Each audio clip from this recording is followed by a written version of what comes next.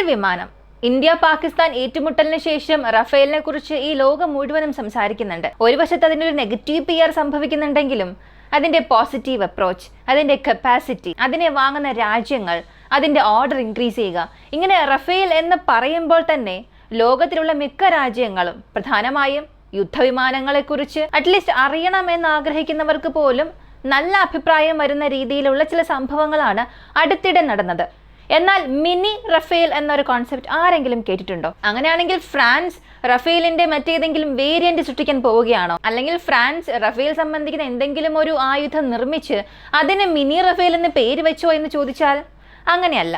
ഇത് പൂർണ്ണമായും ഇന്ത്യയുമായി കണക്റ്റഡ് ആണ്. അതും ഇന്ത്യയുടെ സ്വന്തം നിർമ്മിതിയായ തേജസുമായി ബന്ധപ്പെട്ടതാണ് എന്ന് പറഞ്ഞാൽ നിങ്ങളെ കൊണ്ട് വിശ്വസിക്കാൻ സാധിക്കുമോ? അങ്ങനെയാണെങ്കിൽ ഇവിടെ മിനി റഫേൽ എന്ന് മെൻഷൻ ചെയ്യപ്പെടുന്ന ആ ഒരു വിമാനം ഏതാണ്? അതിനും തേജസിനും എന്താണ് ബന്ധം? എല്ലാം ഈ വീഡിയോയിലൂടെ വിശദമായി അറിയാം.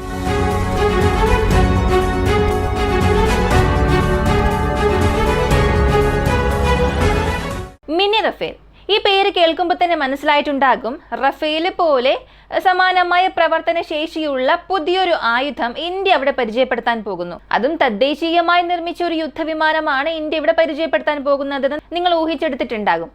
ഇനി അത് എന്താണെന്ന് ചോദിച്ചാൽ മറ്റൊന്നുമല്ല, നമ്മുടെ തേജസ് മാർക്ക് 2 വേരിയന്റ് ആണ്. തേജസ് എന്നത് ഒരു സിംഗിൾ ജെറ്റ് എഞ്ചിനായി വികസിപ്പിക്കുന്നുണ്ട്. പക്ഷേ റഫേലിനും ഇതിനും ഇവിടെ യാതൊരു ബന്ധവുമില്ലല്ലോ. കാരണം എയർഫ്രെയിം വെയിറ്റിനെ നോക്കുകയാണെങ്കിൽ റഫേലിനേക്കാൾ വളരെ കുറവ് എയർഫ്രെയിം വെയിറ്റ് ആണ് ഇതിനുള്ളത്. അപ്പോൾ പിന്നെ മിനി റഫേൽ എന്ന് എങ്ങനെയാണ് പറയാൻ സാധിക്കുക? ആദ്യം ഇതെങ്ങനെ ജസ്റ്റിഫൈ ചെയ്യാൻ കഴിയും? ഇതിന് പിന്നിലുള്ള കാരണങ്ങൾ എന്തെല്ലാം? ഇങ്ങനെ ഒരുപാട് സംശയങ്ങൾ വന്നിട്ടുണ്ടാകും. ഈ സംശയങ്ങൾക്കെല്ലാം ഒരു ക്ലാരിഫിക്കേഷൻ നൽകാം. ചില ടെക്നിക്കൽ ഡീറ്റെയിൽസ് ഒക്കെ നമുക്കിപ്പോൾ അറിയാം.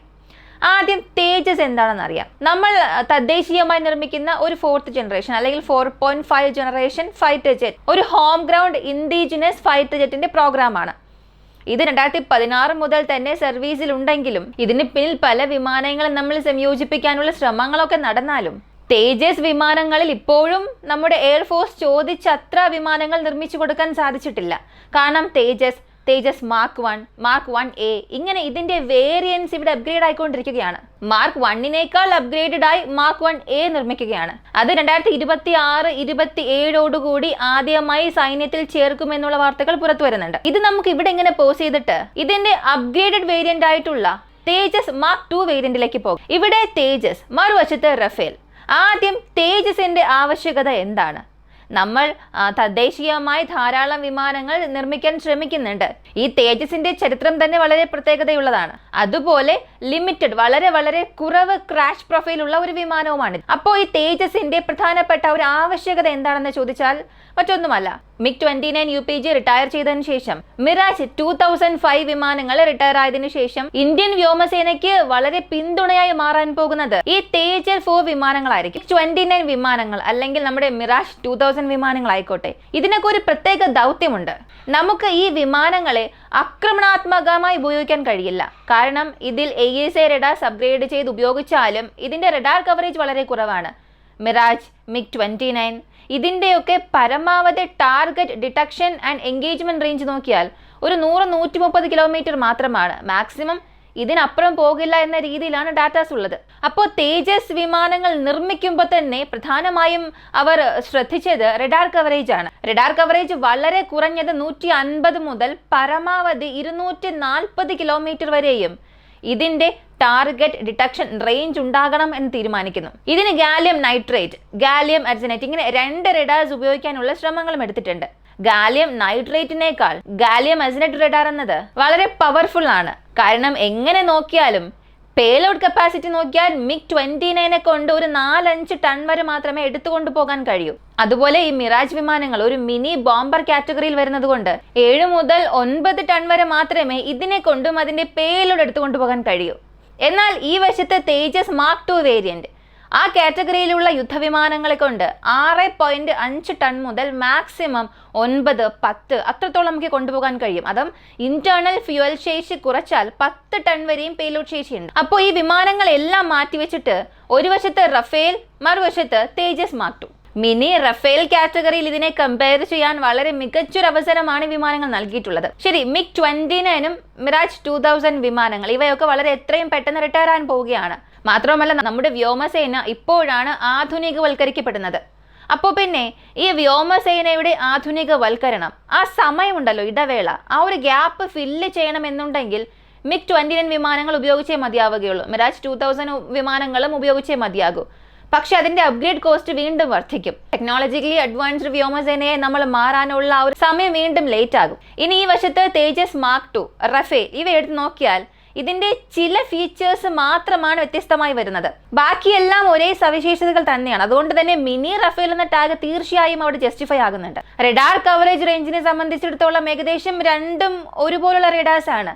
എന്നാൽ തേജസിന്റെ റഡാറുമായി കമ്പയർ ചെയ്യുമ്പോൾ ഈ റഫേൽ യുദ്ധവിമാനം റഡാർ എന്നത് വീണ്ടും അഡ്വാൻസ്ഡ് ആണ്, ആന്റി ജാമിംഗ് കപ്പാസിറ്റി ഉള്ളതാണ്. അങ്ങനെ ചില സവിശേഷതകളുണ്ട്. ഇതിൽ ഉപയോഗിച്ചിരിക്കുന്ന ഇലക്ട്രോണിക് വാർഫെയർ സൂട്ട്സിനെ സംബന്ധിച്ചിടത്തോളം ഇൻഡിജിനസ് ഫ്യൂഷൻ സ്പെക്ട്ര പോലുള്ള ഒരു സിസ്റ്റമാണ് നമ്മൾ തദ്ദേശീയമായി നിർമ്മിച്ച് ഇതിൽ ഉപയോഗിക്കാൻ പോകുന്നു എന്നാണ് പറയുന്നത്. ഓൾമോസ്റ്റ് 4.5+ ജനറേഷൻ ഫൈറ്റർ ജെറ്റായി മാറും ഇത്. സ്പെക്ട്രയെ കുറിച്ച് നമുക്ക് കൂടുതൽ പറയേണ്ട ആവശ്യമേ ഇല്ല. കാരണം ഇതിനകം PL-15 മിസൈൽസിനെ എത്രത്തോളം ഇത് ഇലക്ട്രോണിക്കലി ജാം ചെയ്തു, ഒരു 4-5 മിസൈൽസിനെയോളം ഇത് കൃത്യമായി താഴെ വീഴ്ത്തിയത് എങ്ങനെയാണെന്നുള്ളതൊക്കെ നമ്മൾ കണ്ടതാണ്. അപ്പോൾ ലോകത്തിൽ ഇത് തെളിയിക്കപ്പെട്ട ഒരു ഇലക്ട്രോണിക് ജാമിംഗ് ആയിട്ടുള്ള ഒരു സിസ്റ്റമാണ്. ഇലക്ട്രോണിക് വാർഫെയർ സ്യൂട്ടായിട്ടുള്ള സ്പെക്ട്ര പോലുള്ള ഒരു സിസ്റ്റം നമ്മൾ ഈ തേജസ് വിമാനങ്ങൾ ഇൻഡക്ട് ചെയ്യുന്നുണ്ട്. മാത്രമല്ല ഇതിന്റെ റോൾ എന്നത് കണ്ടസ്റ്റഡ് എയർ സ്പേസിൽ ഒരു ബിയോണ്ട് വിഷ്വൽ റേഞ്ച് ഇതിനുണ്ട്. റഫേലിനെ സംബന്ധിച്ചിടത്തോളം 200+ കിലോമീറ്റർ ഉണ്ട്. അതായത് നമ്മൾ ശത്രു രാജ്യത്തിന്റെ എയർ സ്പേസിനുള്ളിലേക്ക് നുഴയേണ്ട ആവശ്യം പോലും വരില്ല. നമ്മുടെ അതിർത്തിയിൽ നിന്നുകൊണ്ട് തന്നെ നമുക്ക് സ്റ്റാൻഡ് ഓഫ് റേഞ്ചിൽ നിന്ന് മിസൈൽസ് ഉപയോഗിക്കാൻ കഴിയും. പക്ഷേ MiG-29, മിറാജ് 2000 ഇവയ്ക്കൊന്നും ഇതിന്റെ അത്ര ബിയോണ്ട് വിഷ്വൽ റേഞ്ച് കപ്പാസിറ്റി ഇല്ല. അതായത് അതിന്റെ റഡാർ കവറേജും അത്രത്തോളം ഇല്ല. അതിൽ ഉപയോഗിച്ചിട്ടുള്ള മിസൈൽസിന്റെ കപ്പാസിറ്റിയും അത്രത്തോളം ഇല്ല. ആസ്ട്ര മാർക്ക് 3 ഒക്കെ വരികയാണെങ്കിൽ നമുക്ക് ഈ തേജസിന്റെ റേഞ്ചിനെ റഫേൽ വിമാനങ്ങളിൽ ഉപയോഗിക്കുന്ന ആ മിസൈൽസിന് ഈക്വലായി തന്നെ ഇവിടെ വർദ്ധിപ്പിക്കാൻ കഴിയും. ഇനി അടുത്ത പേലോഡ് കപ്പാസിറ്റിയാണ്. റഫേൽ വിമാനത്തിന്റെ ഫുൾ പേലോഡ് കപ്പാസിറ്റി തന്നെ 14 ടൺ ആണ്. അതിന്റെ എയർ ഫ്രെയിം തന്നെ ഏകദേശം ഒരു 10 ടൺ വരും. ബാക്കിയുള്ള 4000 കിലോ അത് ഇതിന്റെ ഇന്റേണൽ ഫ്യൂവൽ കപ്പാസിറ്റിയിലുണ്ട്. അപ്പൊ 24 ടണ്ണിൽ 14 ടൺ പോവുകയാണെങ്കിൽ ബാക്കി ഒരു 10-11 ടൺ പേലോഡ് കപ്പാസിറ്റി ഉണ്ടാകും. മൊത്തത്തിൽ അതിനെ കൊണ്ട് ഇത്രയും ഭാരം എടുത്തുകൊണ്ടു പോകാൻ കഴിയും. വീണ്ടും ലോങ് റേഞ്ച് മിഷൻസിന് വേണ്ടി എക്സ്ട്രാ ഫ്യൂൽ യൂസ് ചെയ്താൽ ഈ പേലോഡ് കപ്പാസിറ്റിയിലെ, അതായത് ഈ 10 ടണ്ണിൽ നിന്ന് വീണ്ടും ഒരു 2-3 ടൺ കുറയ്ക്കേണ്ടി വരും. കാരണം എക്സ്റ്റേണൽ ഫ്യൂൽ ടാങ്ക്സ് ആഡ് ചെയ്യുമ്പോൾ ഓരോ ടാങ്ക്സിലും 2000 ലിറ്റേഴ്സ് നിങ്ങൾക്ക് ആഡ് ചെയ്തേ മതിയാവുകയുള്ളൂ. ഇനി അത് തന്നെ ഈ വശത്ത് തേജസ് വിമാനങ്ങൾ നോക്കുകയാണെങ്കിൽ വളരെ ലൈറ്റസ്റ്റ് എയർ ഫ്രെയിം ആണ്. തേജസ് മാർക്ക് 1 വേരിയന്റിൽ 6.5 ടൺ ആണ്. ഇപ്പോൾ തേജസ് മാർക്ക് 2 എന്നത് 7.5 ടണ്ണോളം വരുന്നുണ്ട്. എന്നാൽ 7.5 ടണ്ണിൽ 2000 ലിറ്റർ വരെ മാത്രമാണ് ഇതിന്റെ ഇന്റേണൽ ഫ്യൂൽ കപ്പാസിറ്റി. 2500 ലിറ്റേഴ്സ് വരെ ഉണ്ടാകും.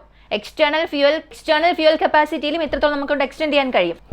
അങ്ങനെ എക്സ്റ്റെൻഡ് ചെയ്താലോ 9 മുതൽ 11 ടണ്ണോളം സ്ഫോടക വസ്തുക്കൾ അതിന്റെ മിഷൻ ആവശ്യമായ രീതിയിൽ ഇവയെ കൊണ്ട് ചുമന്നു കൊണ്ടുപോകാൻ സാധിക്കും. അപ്പോൾ എങ്ങനെ നോക്കിയാലും റഫേലിന്റെ ഒരു മിനി വേരിയന്റായി തേജസ് മാർക്ക് 2 വിമാനങ്ങൾ നിർമ്മിക്കാൻ പോവുകയാണ്. അതിനാൽ റഫേലുമായി കമ്പയർ ചെയ്യുന്നത് പോലും നല്ല കാര്യമാണ്. അതിനനുസരിച്ചുള്ള ടെക്നിക്കൽ സ്പെസിഫിക്കേഷൻസും ഉണ്ട്. ഇപ്പൊ പലരും ചോദിക്കാം റഫേലും തേജസും ഒക്കെ ഒന്നാണോ, അതിനെ എങ്ങനെ കമ്പയർ ചെയ്യാമെന്നൊക്കെ.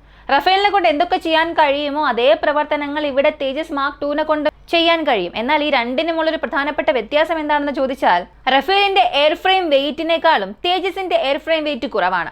റഫേൽ എടുത്തുകൊണ്ടുപോകുന്ന മാക്സിമം പേലോഡിനേക്കാളും ഇതിന്റെ പേലോഡ് കുറവാണ്. ഇതാണ് ഒരു വ്യത്യാസം.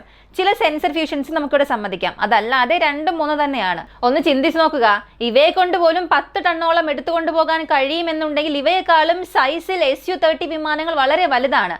അപ്പോൾ അതിന്റെ പേലോഡ് കപ്പാസിറ്റി എത്രത്തോളം എന്നൊക്കെ നിങ്ങൾ അറിഞ്ഞാൽ തല കറങ്ങിപ്പോകും. ഒരു MT എയർ ഫ്രെയിമിന്റെ വെയിറ്റ് പോലും, അതായത് Su-30 MKIയുടെ MT എയർ ഫ്രെയിം വെയിറ്റ് പോലും 18.5 ടൺ ഉണ്ട്. ഇതൊരു സ്റ്റാൻഡേർഡ് എയർ ഫ്രെയിം ആണ്. അതിന്റെ മുഴുവൻ ഫ്യൂവൽ കപ്പാസിറ്റി എത്രയെന്ന് അറിയണ്ടേ? 6000 മുതൽ 7000 ലിറ്റർ വരെയും ഇന്റേണൽ ഫ്യൂൾസ് ബെയിൽ അതിനെ കൊണ്ട് എടുത്തുകൊണ്ടുപോകാൻ കഴിയും. അതായത് നമ്മുടെ വീട്ടിൽ ഉപയോഗിക്കുന്ന ഈ 1000 ലിറ്റർ വാട്ടർ ടാങ്ക് ഇല്ലേ, അതുപോലെ ഒരു 7 ടാങ്ക്, അതിൽ എത്രത്തോളം ഫ്യൂൾസ് നമുക്ക് നിറയ്ക്കാൻ കഴിയും? അതെല്ലാം ഇന്റേണലി ഈ ഒരു വിമാനത്തെ കൊണ്ട് എടുത്തുകൊണ്ടുപോകാൻ കഴിയും. ഇതിന് മാക്സിമം പേലോഡ് കപ്പാസിറ്റി തന്നെ 14 മുതൽ 16 ടൺ വരെയും ഉണ്ട്.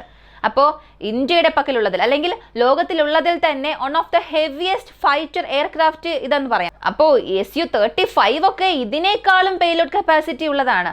ഇപ്പൊ അപ്ഗ്രേഡഡ് വേരിയന്റിൽ ഇതിനേക്കാളും കൂടുതൽ എടുത്തു കൊണ്ടുപോകാൻ കഴിയും. സൈസ് കമ്പാരിസൺ എത്രത്തോളം ഉണ്ടെന്ന് നിങ്ങൾ തന്നെ ഒന്ന് ചിന്തിച്ച് നോക്കുക. ഒരു SU30 MKയുടെ അടുത്ത് നമ്മളൊരു തേജസിനെ നിർത്തുകയാണെങ്കിൽ ഒരു കൊതുകിന്റെ സൈസ് മാത്രമേ കാണുകയുള്ളൂ. അത്രത്തോളം സൈസിൽ അത് വലുതാണ്. എന്നാൽ ഇവിടെ തേജസ് സൈസ് കുറവായതുകൊണ്ട് നമുക്കതിന് അത്ര വില കുറച്ച് കാണാനും കഴിയില്ല. അങ്ങനെ ഒരു കാറ്റഗറിക്ക് കീഴിലാണ് തേജസ് മാർക്ക് 2 വരിക. ഒരു കമ്പാരിസന് വേണ്ടി മാത്രം പറഞ്ഞു എന്നേ ഉള്ളൂ, അല്ലാതെ ഇതിനുള്ളിലേക്ക് SU30 കൊണ്ടുവരേണ്ട ആവശ്യമില്ല. അപ്പോൾ ഈ മിനി റഫേൽ യുദ്ധവിമാനങ്ങൾ 2030 നമ്മുടെ സേനയിൽ ചേർക്കപ്പെടും എന്നുള്ള രീതിയിൽ ഇന്ത്യയുടെ എയർഫോഴ്സ് ഒരു കൺഫർമേഷൻ നൽകിയിട്ടുണ്ട്. പക്ഷേ അത് സംഭവിക്കുമോ എന്നുള്ളതൊരു സംശയം തന്നെയാണ്. കാരണം F404 എഞ്ചിൻസിൽ പോലും ഒരുപാട് പ്രശ്നമുണ്ട്. അത് നമുക്ക് നൽകുന്നില്ല എന്നുള്ള പല പ്രശ്നങ്ങൾ പോകുന്നുണ്ട്. ഇതിന്റെ എഞ്ചിൻ പ്രോഗ്രാം നമ്മൾ ഇതുവരെയും പൂർണ്ണമായി അവസാനിപ്പിച്ചിട്ടില്ല. അപ്പോൾ പിന്നെ ഇനിയും ഡിലേ ആകാനുള്ള സാധ്യതയുണ്ട്. ഇനി ഡിലേ ആയാലും അന്നത്തെ ടെക്നോളജി അനുസരിച്ച് ഇതുപോലെ ആയിരിക്കും. അതായത് ഇത് പുറത്തേക്ക് വരുന്ന ആ സമയം എന്ത് ടെക്നോളജിയാണോ ഉള്ളത് ആ ടെക്നോളജിക്ക് അനുസരിച്ച്, അതല്ലെങ്കിൽ അതിനെ വെല്ലുവിളിക്കുന്ന രീതിയിലായിരിക്കും ഇത് പുറത്തേക്ക് വരിക. അതിൽ യാതൊരു സംശയമില്ല. ഈ ഒരു വീഡിയോയെക്കുറിച്ചുള്ള നിങ്ങളുടെ അഭിപ്രായം എന്താണ്? മിനി റഫേൽ എന്ന പേര് ഇതിന് ചേരുന്നുണ്ടോ? എല്ലാവരും അങ്ങനെയാണ് പറയുന്നത്. അല്ലെങ്കിൽ ഇതിനേക്കാൾ ബെസ്റ്റ് ആയിട്ടുള്ള മറ്റേതെങ്കിലും പേര് നിങ്ങൾക്ക് തോന്നുന്നുണ്ടോ? കമന്റിൽ പറയുക. നമ്മുടെ ചാനൽ ഇതുവരെയും സബ്സ്ക്രൈബ് ചെയ്യാതെ കാണുന്നവരാണെങ്കിൽ കൂടുതൽ അപ്ഡേറ്റ്സിനായി സബ്സ്ക്രൈബ് ചെയ്ത് സപ്പോർട്ട് ചെയ്യുക. മറ്റൊരു വീഡിയോയുമായി വീണ്ടും കാണാം.